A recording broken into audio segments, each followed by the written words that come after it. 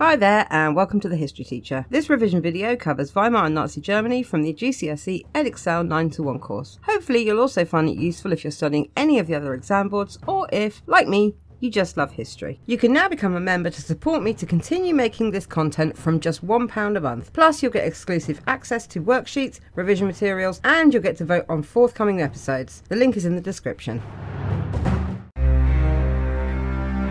Hi there guys! You will remember that when the Nazis came to power in 1933, unemployment stood at around 5 million, having dropped slightly from the 6 million it was in 1932. This meant that around 25% of workers did not have a job. This was a real problem for the Nazis because if Hitler was unable to help the unemployed, they might stop supporting the Nazis and switch their allegiance to the socialist or communist parties instead. This was particularly important because the Nazis had run on the slogan "work and bread," and many had voted for them on that basis. There was also a belief among the Nazis that unemployment was a waste of resources that could be put to work building the Nazi society. So over the next few years, the Nazis instigated a series of changes designed to lower unemployment. One such policy was the Rearmament, or RAD, which translates as the National Labour Service. The aim of this organisation was to provide paid work for the unemployed. At first, membership was voluntary, but in 1935 it became compulsory for all young men aged 18 to 25 to serve 6 months in the programme. Members of the RAD were sent to provide manpower for public projects such as road building, agriculture and community projects. Despite providing work for the unemployed and performing community work, the RAD was very unpopular. Many young men disliked the uniforms, having to live in camps and the military drill. Pay was low and working conditions were often poor. Many people saw the 6 months compulsory service as akin to a military national service rather than a real job. Another scheme designed to reduce unemployment was the building of the Autobahns. The Nazis planned to construct 7,000 kilometers of dual carriageway roads all over Germany,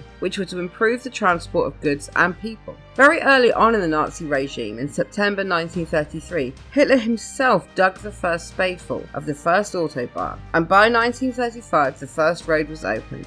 In 1935, 125,000 men were employed working on the roads, and by 1938, half the goal of 7,000 kilometres had been reached. The Nazis also employed people to complete other major works such as public buildings, sea defences, bridges and sports stadiums. Before World War II, the Nazis increased spending on public projects from 18 billion marks in 1933 to 38 billion in 1939. The public works created many jobs, and creation of the Autobahns improved transport around Germany, thereby improving sales and the trade of goods both in Germany and outside. This in turn created more jobs. You will remember that the Treaty of Versailles had limited the army to just 100,000 men, and you will also remember that Hitler hated the treaty. As soon as he was in power, he ignored the treaty and began to build up the army. In 1935, military conscription was introduced. This meant that by 1939 there were 1,360,000 in the German army. This obviously helped to reduce unemployment, as huge numbers of German men were forced to join the army. As the numbers in the army increased, so too did the demand for arms such as guns and tanks. By 1939, the Nazi spending on military arms had increased to 26 billion marks. This meant that people were needed to work in the factories producing the weapons, and as early as 1935, 72,000 had found jobs in the Rearmament project. In addition to the army, the Nazis were recruiting for the Navy and the Luftwaffe, the German Air Force. The domestic security services such as the SS and the SA and the Gestapo also provided employment for hundreds of thousands of men. These were not always considered to be real jobs because they only existed because of the Nazis' need to spy on and control the public. Finally, we come to the flip side of the employment figures. So far, we've looked at how the Nazis created work for the unemployed. Now we turn to how they manipulated the figures to reduce unemployment further. There were millions of Germans who were no longer counted in the unemployment statistics, including women and Jews who were forced to give up work. These people are called the invisible unemployed. The Nazis added to the invisible unemployment by not counting those who